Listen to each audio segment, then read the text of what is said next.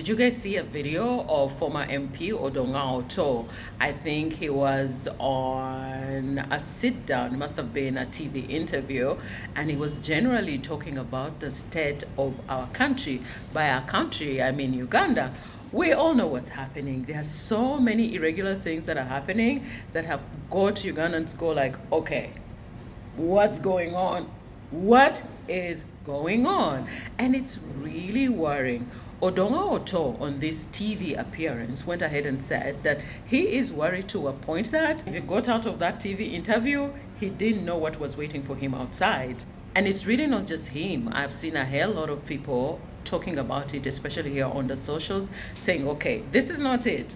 This is not it. It's not a good look.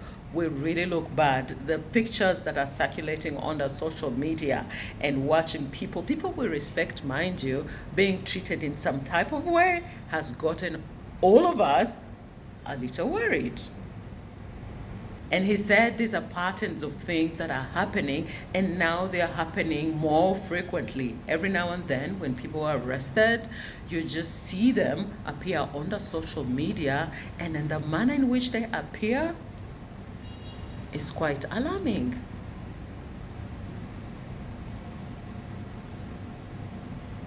As Ugandans, do not know, because if you speak and they hear you, that is why I'm whispering.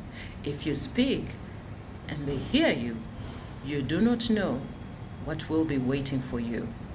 And that should be scary for all of us. And I'm not trying to give you anxiety, but if you follow the trends, especially on the side of Ugandan internet, you will see that a lot of people are speaking on this, but they are not speaking on this boldly. There is a sense of fear even as we speak. So munange, bw'oba oli muna Uganda, twesabire, okiwulira?